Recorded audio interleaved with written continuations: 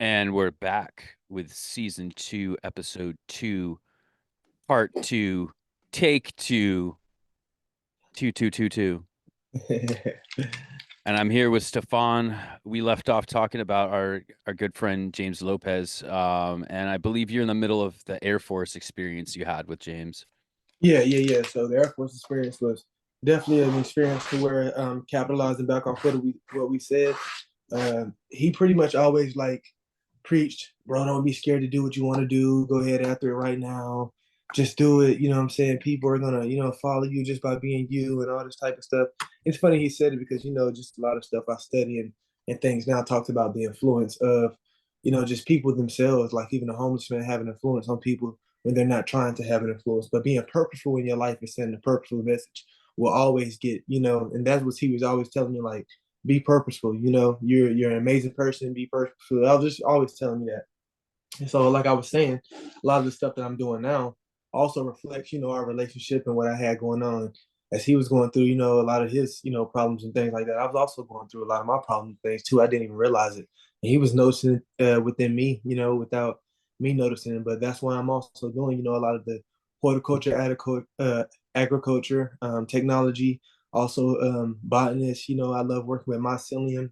I love working with succulent plants, cactus plants, like all that type of things. Most plants that fruit, honestly, that fruit, edible things that we can, take and eat as well as that. So that's kind of, a short, synopsis of what we experienced together, and what I was going through. He was even, kept a great relationship with me, and I was out in California, homeless, man, out in the Bay Area, getting out of the military, and he was making sure that I had a place to stay, making sure he was telling his folks, to look after me if I ever needed something like that. So it was just brotherly love, man. But for me, he really was a pinnacle of the time I was going through, and taught me how to be a great person to receive, honestly, receive love, and then how to give it, and things like that. So we're gonna get into all that though. So I'm gonna let you, give your take on, Yeah, and where we at now. everything you're saying about James is like spot on. Just to you could tell he just moved through life differently, right? Yeah, Like he's a little bit of an airy cat, a little out there, but yeah, like just special. Like he hmm touched people's lives. That's why he's blown up on TikTok, right? Like because he just had this vibe that was just attractive. He had something to him that just was a different vibe than the rest of us. Like he was in a different world than we were, and it bled into the people he was around. Like that's what caused this podcast to be as successful as it was so quickly.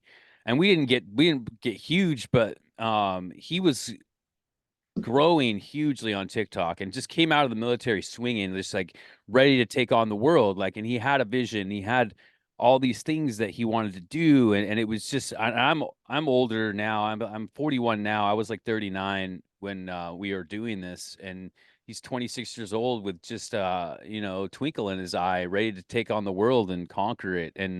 And we really hit the ground running with this podcast, and one of his main messages was mental health is just we're in the mental health apocalypse. Something I said in episode 1 when I was going through my own story. Like COVID was terrible for all of our mental healths. Like it was just a psychological war that was inflicted upon us that really put us in trauma, and we had to heal from it. And this podcast was about healing that, and we focus on mental health. You watch those old episodes, or if you listen to them on Spotify, like James was always talking about mental health and how important it was to focus on our mental health, especially men's mental health.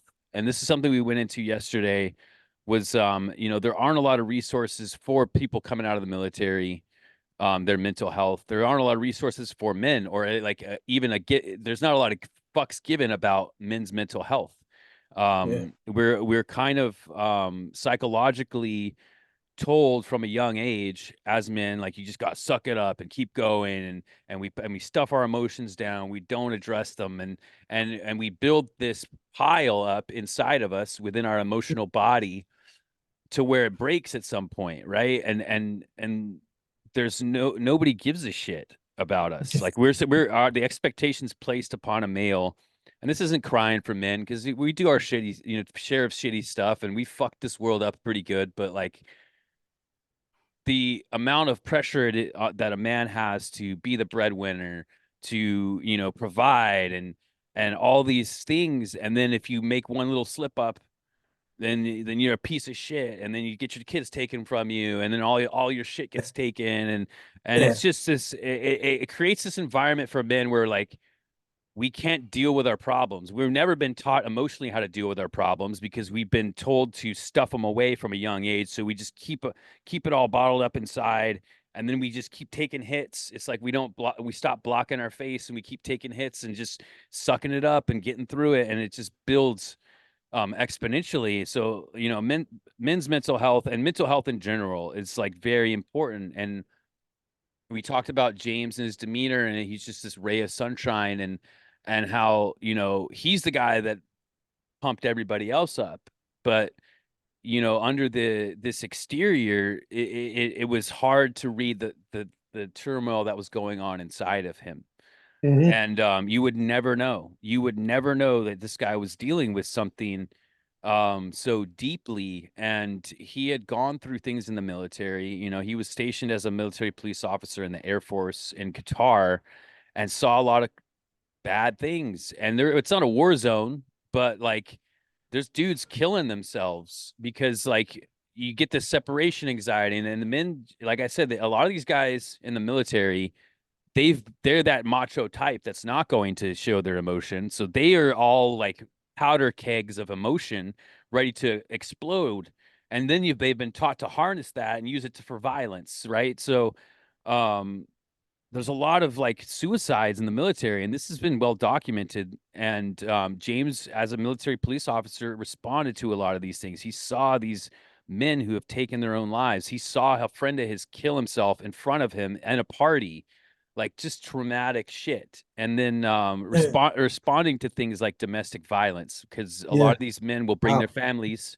They bring their families over and they live on the base, Hmm. and then things happen, obviously in couples. He responded to a domestic violence, and the dude that sucker punched him, broke his nose, gave him like minor brain damage, severe concussion, and that caused a PTSD and a depression in him. All these things he endured while he was in the military. He came out, and I didn't know this, and you couldn't tell, but like he was on PTSD medication, and Yeah. he dealt with his traumas, and he had a good he I mean he dealt with it really well because of his demeanor. He was able to get through life kind of just dancing, and you look at him and he's just this twinkling star, and it's just like, man, he's somebody you wanted to be like, like he's somebody that you wanted to take that energy and bottle it and drink it, like Yeah. um but deep inside he was dealing with things, and I got one little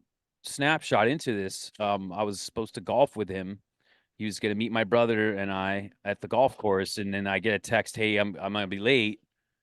Start without me." Okay, we'll meet you at the 9, right? And then the 9 comes, and he's I haven't heard from him. I Yeah. reach out to him. Where you at, dude? We're at the 9.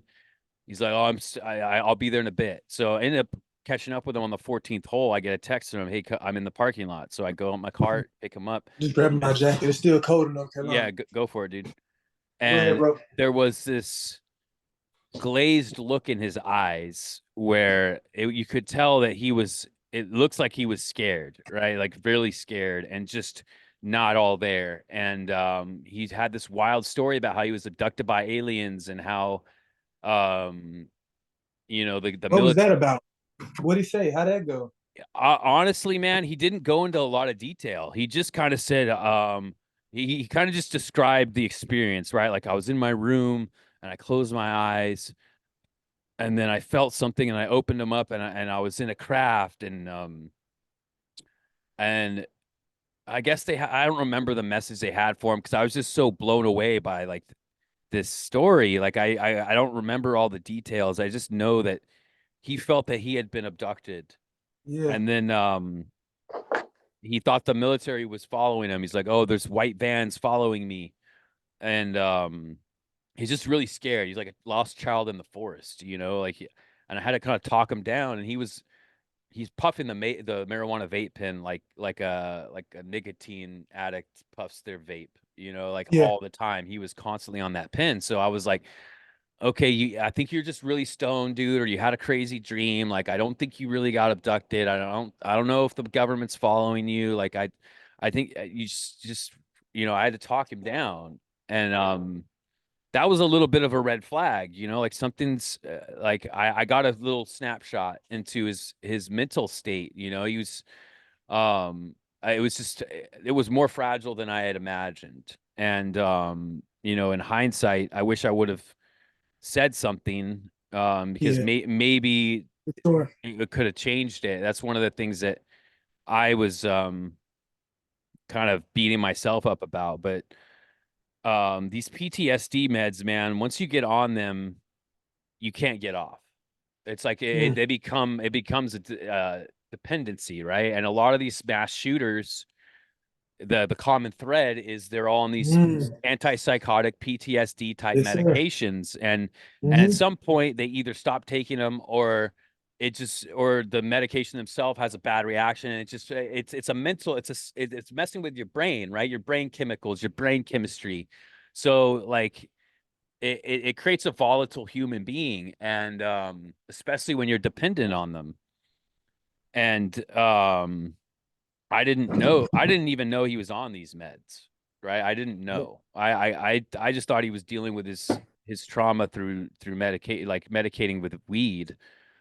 And so the incident in question, I was talking to James every day. Every day we're doing something with the podcast. And then all of a sudden there's just radio silence for 3 days.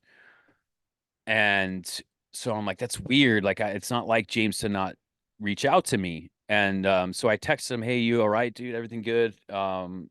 Text me back when you get a chance. And I didn't Yeah. hear it. I heard nothing. And so I texted his brother, hey, dude, I haven't heard from James, just checking in to make sure everything's good. Nothing. And was like, what? That's really weird. Like, because they're usually like respond right away. And I was just puzzled as to what was. I knew something was going on, and then I was in a text group with his uncle and a bunch of his uncle's friends and him. We all played poker on this poker app, so we had a text group Yeah. whenever we were going to play a game. We'd text, Right. and one of the other dudes in the text chat is sent a text to the group, hey, Eric, which is James's uncle, Eric's going to be away from the group for a while. His mother passed away, and that was James's grandma who he lived with. Yeah. And so that kind of clicked in my, okay, his grandma died. That's terrible.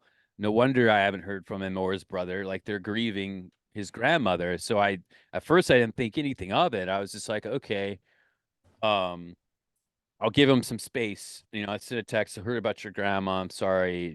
Just text me if you need to talk. Yeah. And didn't hear anything back. And so more time passed, a couple more days. Still hadn't heard from him.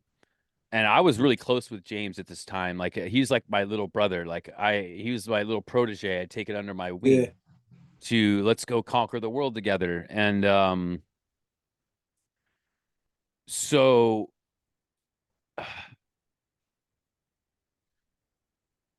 I got this really weird feeling that something was very wrong. Yeah. And so I looked up his grandma's name Hmm. on Google, and this police report pops up, and it's James's mugshot. And it was booked for murder, and he had some kind of psychotic or blackout episode. He would he explained it to me later, but he had allegedly shot his grandmother and has been in prison ever since awaiting trial. And he had told me, he's like, we were doing so good and I was so happy and we were making such an impact and doing so much positive shit. I stopped taking my meds. And he's like, I don't know what happened. I blacked out, and then and it was just like I didn't have any control or any recollection. He doesn't remember what happened. He doesn't remember any of the incident. And is just this gut punch when I saw this article, my knees just buckled. It was just, Yeah. and immediately I went back to that golf course incident where it was just like I saw something and I said nothing, and like, and to this day I still beat myself up about not being more proactive in at least being more attentive to Oh yeah. his mental health, Yeah. like or inquiring, hey, do you take meds, like, like, and really, because I didn't want him to take him back to that state. I didn't want to address it with him in that way where it's like, hey dude, what the hell happened, like, Yeah. because after this incident at the golf course, literally it was like back to normal the next day and we were all back on, and it was just like it didn't happen. Never mentioned it again.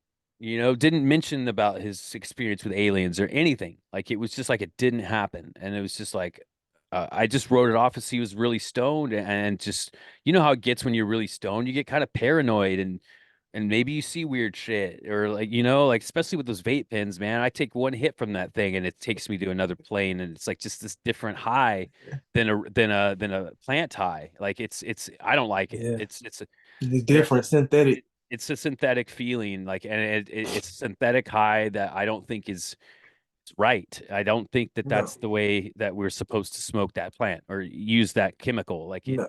it's at the proper dose in God's dosage in the plant. Like it's not Yeah. supposed to be hyper concentrated into this liquid that we inhale. Like that's just my personal opinion. I've kind of sworn off them. Every once in a while, someone's got one, and then I'll be like, yeah. But anyway, like I just it's terrible fucking thing, and it's just this fucking sunshine human being could do this. Was just it's still to my this day, like I have a hard time with it, and I still talk to him. He still calls me from jail, and we talk, and he's really Hmm. into the Bible, and he wants to be a preacher, and he hasn't lost it, right? He hasn't lost that purity, that because he's a pure soul. That's what was so like attractive about him, is just this pure soul that never got down, and then just to know that this happened, and that he did this or allegedly did this, like it just hurts my heart. It hurts my soul. Like I know this guy's not a murderer. He's not a Come on. murderer. And the fact that these drugs did this to him, it just highlights there's a problem with these things, right? If you could take a fucking sunshine, amazing, pure soul like that, and then it gets them to do something like that, where they take somebody's life that's close to them. Like he was not in his right mind, right? Like Right. it's just like if you've ever had a case for not guilty by insanity, it's that, like, this is his grandmother, the person he lived with, the person he's closest to, and and these meds, because he stopped taking them, altered his brain enough to for him to do this unspeakable fucking thing. And it tells me that that wasn't him. It was not him. And he's one of the reasons I'm doing this, because I have to tell this guy's story. I have to tell my brother's story, because it's a tragedy. It's the biggest tragedy of my entire life. Like Yeah. I Yeah. still like it stopped this Mm. podcast in its tracks. Like I couldn't do it. Like I still have trauma about it, because that was one of the reasons it took me so long. It's been 2.5 years since I've done this. And it feels like my soul's work. And I put it away, and I told God, like, I can't do it now. Like I can't do it. Like it's just too hard. And I had to get over this, because he has been encouraging me and getting me to do it, because he knows that there's something here, like this connection that we have, that we can make with a fellow human being that we don't know. It just speaks to the Come on. deeper connection within us, and that's what's compelling me to do this again. And I'm really happy that I get to do this with you, brother, because this is something that he touched our hearts, and it's not easy. It's not an easy thing to deal with. It's not an easy thing to talk about.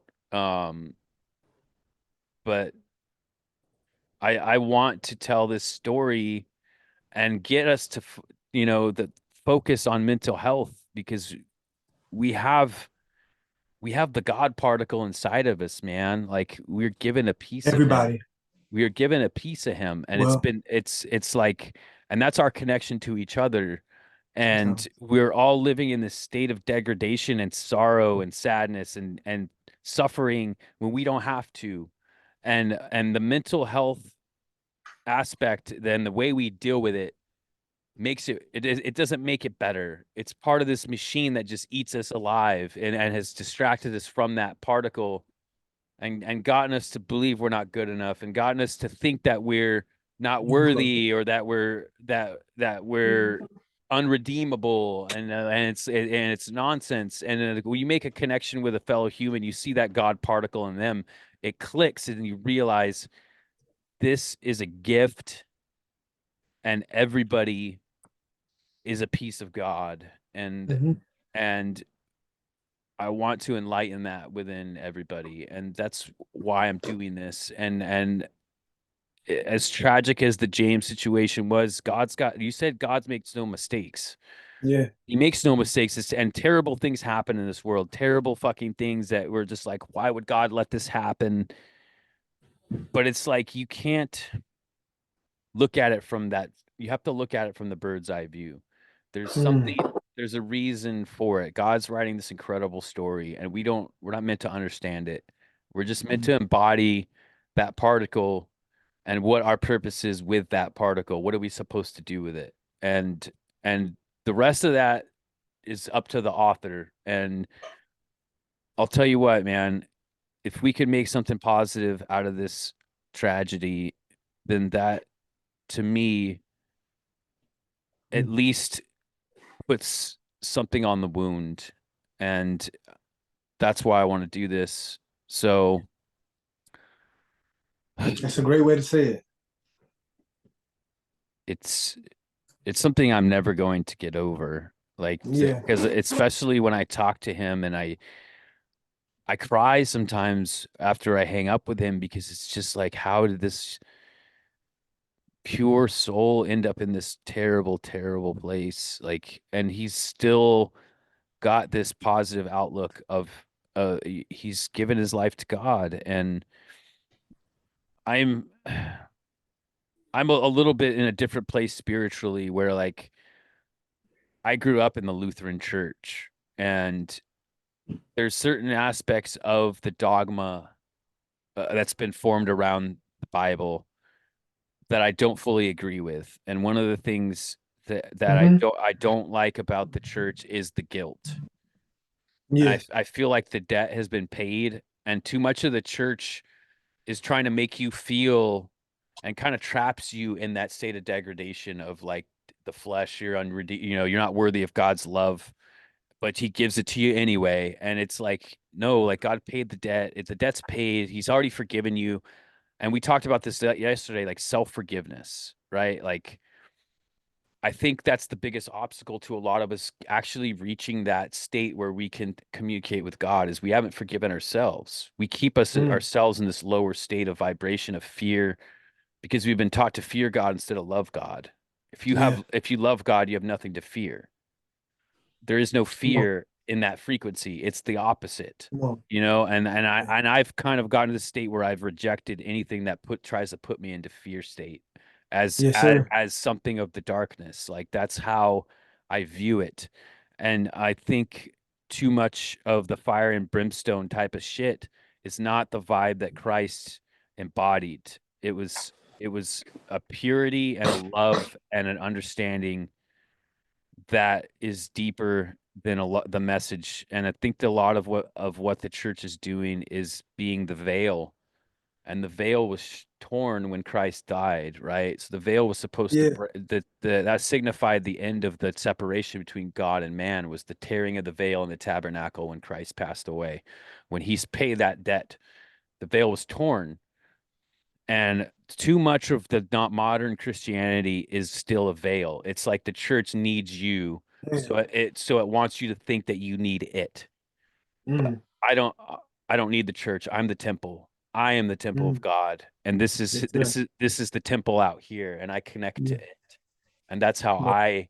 that's how I connect to God. That's how God Come on. speaks to me is through the temple that's been activated, and because that degradation state is a lack of activation within the temple, and it's self forgiveness, I think, that keeps us blocked from that frequency, from accessing it, because we have this fear and this guilt that we're stuck in, and it's a low vibration. And then we never act, we don't listen to that frequency. It's because it's there, it's always beaming into your head, but mm, we bury it, we push it away because I'm not worthy of that. And then we think we have to do something to earn God's love, when it's just being poured out for you every day of every second of every day of is the frequency of love is pouring onto you. And we shut it out because a lot of us don't think that we're worthy of it. And that's my personal issue with a lot of the dogma. And I resonate with the Bible. I read it from cover to cover. I know more about it than most people who would condemn me for saying the things I'm saying. But there's just something missing in the modern yeah, Christianity. It's been hidden. It's been pushed away, and I'm. It's one of the things I feel like I'm being compelled to do. Is just like mm, explain my connection to this reality in a way that, because I feel like I have this ability to explain the complex, um and it's really not that complex once you break the veil. Like once you tear the veil away, it all just kind of pours in and you don't got to do anything.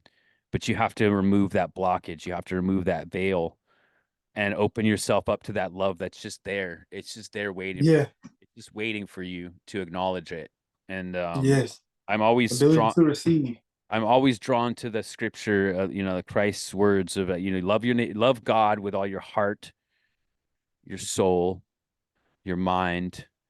It's the chakra system, your heart, your soul, your mind, and your strength. It's talking about the chakra system. And the way we love God is through gratitude and Mm, acknowledgement. Acknowledge that he's there and be grateful for the gift.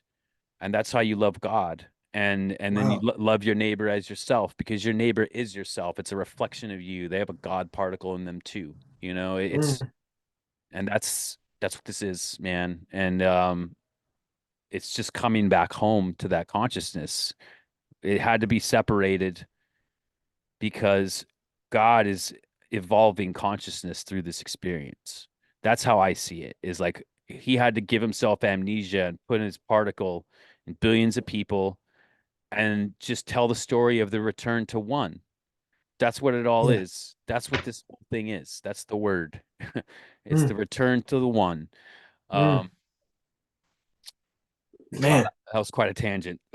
no, brother, it's you. I mean, you're right on the head, bro. Like, you got many different cultures that approach it a different way, but at the end of the day, when you begin to read into a bunch of different religions, spirituality, it all goes back into like, you really dig into yourself to change, you know what I'm saying, for the better person that you know this world to be and that you can be to make this world a different place. Like we were supposed to have dominion over, you know what I'm saying, dominate in a certain way, but not in the way that over each other, you know what I'm saying? Like to have a relationship with these things. A lot of these things we hear, if these people are religious and whoever believes in, these stories and things like that, but you can go back to atoms or deep scientific proof that they can find. But we were here at one point in time, and it shows, that, we come from a place of, when the mind was creating things, you got to understand like creation, the thought in itself is a vibration. Like someone thought of us, you know what I mean? Someone thought of us in a perfect way because we have the knowledge to know that, there is better, there is good, you know what I'm saying? There is everlasting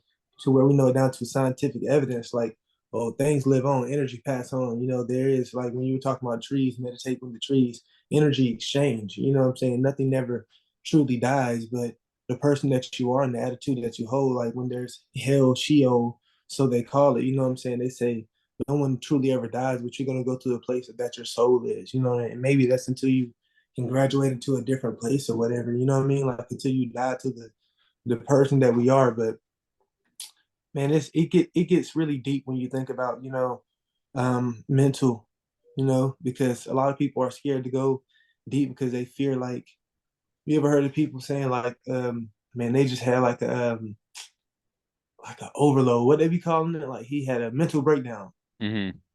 Like it just, or he or she had a mental breakdown. Like man, you gotta think like what all were they embodying? Like what all were they thinking about? Like that when they people say stop and smell the roses, bro, that really do mean something to me now. You know what I mean? Like really stop and take time to like really understand how things come upon life grows. You know what I mean? Like how we all evolve into the people that we are, how layers are shed. Like the human, we all shed skin, right? But the human is shedding skin at such a fast rate that you can't even tell. You know what I mean? You can't.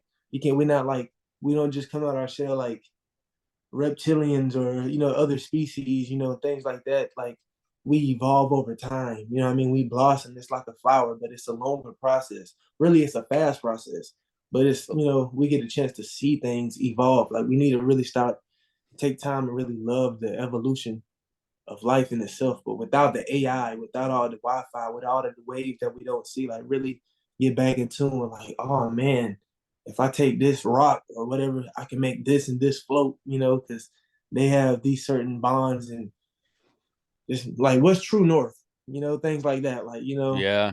I what was mean, the like you said, man, I mean, and they say every so often, like there's a certain cycle that our body goes through where it replaces every single cell. Like every single cell in your mm, body gets replaced after, after we go through a cycle where we're constantly replacing cells. wow.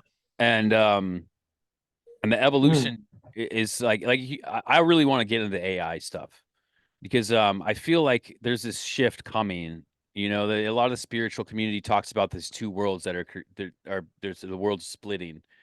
um, I don't know if it's that drastic, but there's a huge shift in human consciousness right now, and there's going to be two worlds essentially in that there's going to be people that plug into the technology, and there's going to be people that don't. And what you have to really view technology as is a synthetic version of creation, right? Like if you look at AI and you think about what AI is, it's a synthetic omnipotence, synthetic omnipotence. mm, If the devil wanted to become God, what would he do?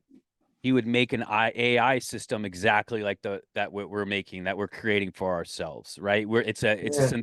synthetic reflection of what this program is, because we're in a biological program. Quantum physics has pretty much proven all of it. It's proven spirituality. It's proven Mm. that we're in like some type of biological simulation.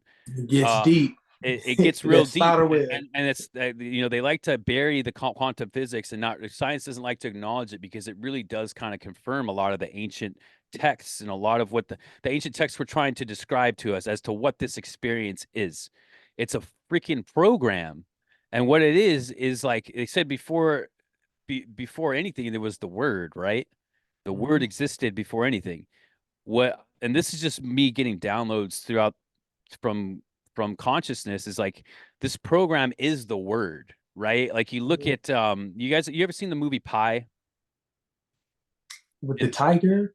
no, it's about this dude that's trying to find a pattern in the stock market, right? And he's looking into Hmm. mathematics. Oh no. He's looking into pi, like from a circle, like because pi never ends. It's this never ending number. He's looking into pi, like why does it never end? And it's Yeah. like, and then he comes across these Kabbalists who are looking for a code in the Torah, because the code's encoded. The Torah is encoded with numbers. Hebrew is a numeric language. Every letter corresponds with a number. So the Torah is actually encoded with mathematics. It's encoded with numbers, and you can change the entire Torah into a code of numbers, right? And what I personally believe is like the program that's running is the word. The word of God is the program that we're in. Like because have you ever seen the Bible code on the History Channel? They did this thing about the Bible code. Like there's future events encoded within the Bible. And it's like Hebrew is a language that when you convert it to numbers, you can go in every direction and read, right? And then convert it back into language. And there's a message there, right? So the entire Torah is encoded with the future, right? So we're living in the word of God. Like that's what this program is. And what we're creating with these computer programs, it mimics the coding of reality, you know, because reality is encoded with mathematics. It's all over. Like, look at the ancient art is all like the golden ratio, the golden mean. It's got spirals, like and what's the galaxy? The galaxy, Milky Way galaxy, is a spiral, right? And then you can look at the Fibonacci sequence, which is the golden mean, is the spiral. You chart it, it's a spiral, right? The Fibonacci sequence, and the Fibonacci sequence is in the growth of plants, our bodies, like the ratio of our fingers and our entire body is the Fibonacci sequence. The Mm, birthing pattern of animals, it's yeah, the leaves, the yeah. branches of trees, it's all the Fibonacci sequence, and it's Pine all cones and encoded. all that type of Pine stuff. cones, it's all Yeah. encoded, like I'm really deep into sacred geometry at this point, and it's like it's all, the mathematics. Like I just sit sometimes and just channel, right? Like I don't, these ideas, these paintings, these that I'm making are really not coming from Brandon's brain, right? It's like coming from deeper consciousness, because all this mathematics is being encoded. Like I'll read it, I'll look at it when I'm done with these pictures, and it's literally encoded with ancient math, ancient symbols. It's like all this stuff just in my face. And I had this realization earlier when I was meditating. I saw this clip from Sadhguru, who's Hmm. Indian mystic. And he was talking about how the body, if you put it into triangles, right? When you're doing, like, say you're in the lotus pose, it's a bunch of triangles. Yeah. And what I realized, we're in the third dimension, right? The creator is a circle. That's why the circle's perfect, right? The geometry of a circle is perfect. Everything around us is circles going in circles, right? Everything cycles. Creator is a circle. Creation is a triangle. And that's why it's three dimensions, because three sides, the Mm, triangle. That was a mm, deep one, man. That one hit me hard yeah. because it's like that's all my artwork is just circles and triangles. Um, but yeah, the geometry goes deep, man. And the deeper you get into this ancient knowledge, this esoteric hidden stuff, it's all this stuff, right? And like, we're almost out of time, so I'm gonna wrap it up real quick. We'll go to part three. But the flower of life, the seed of life, right? It's seven interlocking circles. It's a center circle cut into, and then six circles interlocking. It's six cuts the circle perfectly for space, and then you could find all these different shapes out of that, and this, and then it flower in the flower of life, you have Metatron's cube, which is this shape right here. It's circles, 13 circles. You connect them all, it creates this, looks like a Star of David, right? But it's really a tetrahedron. It's a double tetrahedron, and it's the symbol of the alchemist. It's the symbol of our bodies. This is our light body. It looks like two triangles, 3D triangles meshed together, and that's the symbol of the alchemist. So anyway, I'll leave you that. Part two is done. We're going to go to part three, and we'll be right back.